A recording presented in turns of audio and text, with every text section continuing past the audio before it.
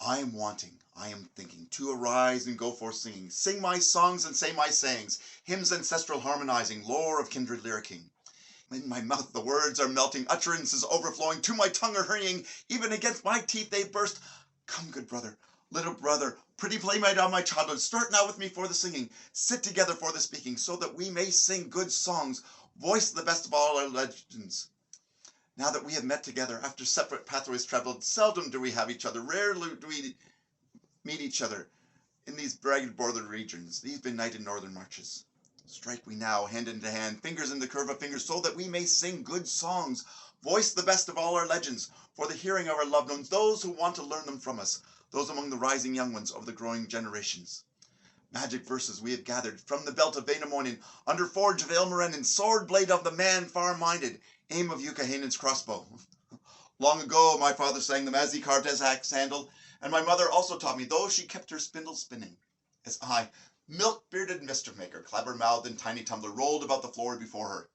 Magic never failed the sample, Louis never lacked for spells. Olden legend grew the sample. In her spells old Louis vanished, Lemminkainen in his capers, Vippinen in his singing. There are other words of magic. Incantations I have learned, plucked in passing from the wayside. Some I broke off from the heather. Some I gathered from the bushes.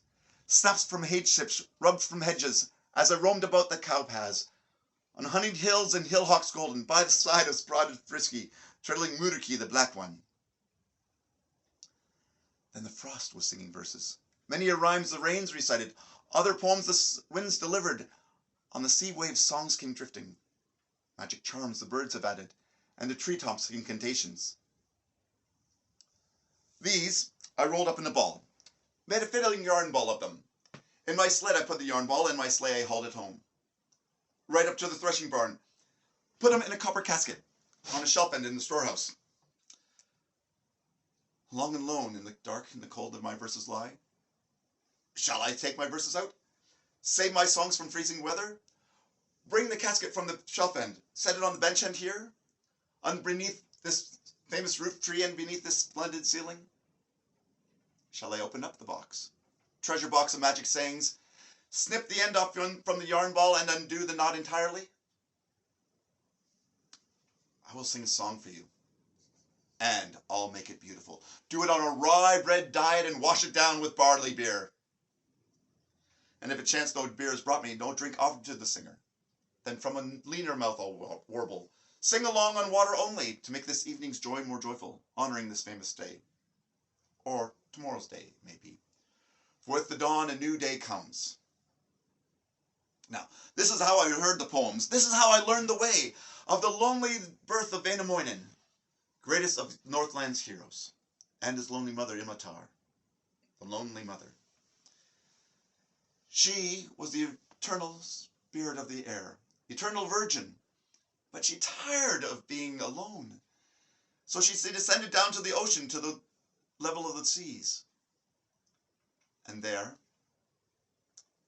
an angry wind blew the ocean up into waves, blew the waves into sea foam, and drew her down into the sea, where the sea foam filled her belly.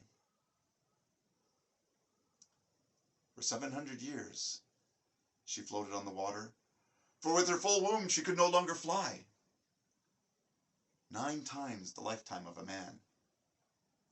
She swam east and north and south and west, always under the pangs of childbirth, and yet the child would not come. She cried and screamed out for help from Ukko, the creator, but her tears were left unanswered. Then one day, she saw a scaup, a seabird looking for a nesting place. It flew east and north and south and west, but there was no place for it to nest. So, Ilmatar, airy maiden, now watery mother, raised up her knee for this bird to make its nest. On her kneecap, 6 golden eggs were laid, and a 7th made of iron. And the bird sat for 1 day. It sat for 2. It sat for 3 days. And for Ilmatar, the heat from the kneecap grew unbearable. She felt as though her skin was scorching and her kneecap was on fire, as if her very veins were melting. And at once, she jerked her knee and the eggs went rolling, tumbling into the waves, smashing into pieces on this tide. But the pieces were transformed. One eggshell became the earth, with the other half becoming the sky above. The yolk became the sun, and the whites the moon. Crumbs from the eggs became clouds and stars. Years go by, and still Ilmatar floats on the water underneath this newborn sun. She dug with her fingers into the ocean and pulled out new land, her fingers making fjords. Her feet pushed down into the earth, making grottos.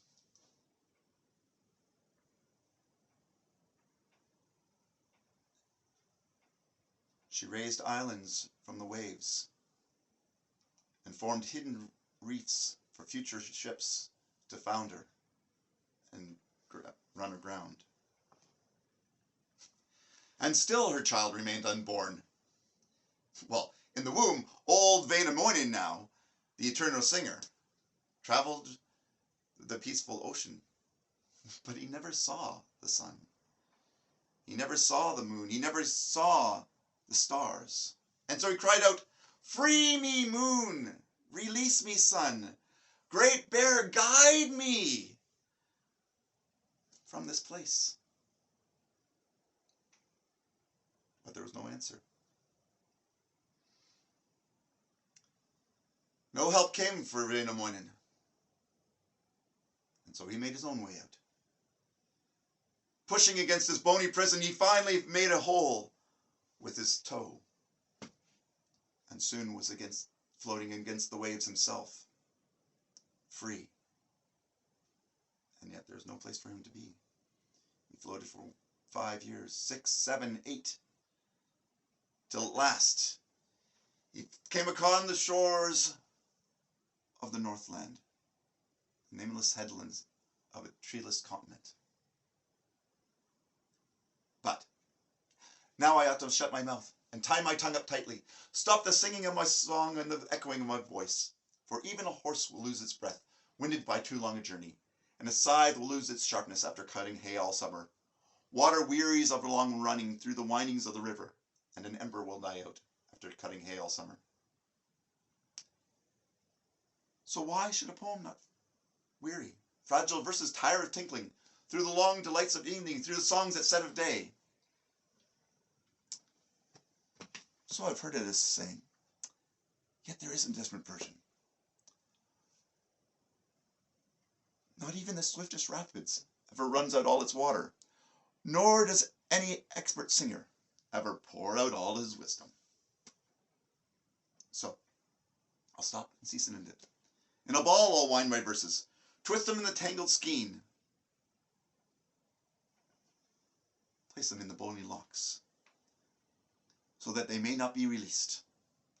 Never, never be untangled till the bones themselves are loosened. Teeth pulled out, jaws pried open, and the tongue is freed once more. But, however that may be, I've skied a trail for singers. Skied a trail, snapped the brush tips, broke the branches, showed the way. That way now will run the future, on a new course cleared and ready, for new poets of greater power, singing songs of mightier magic, for the new and rising people of the growing generation.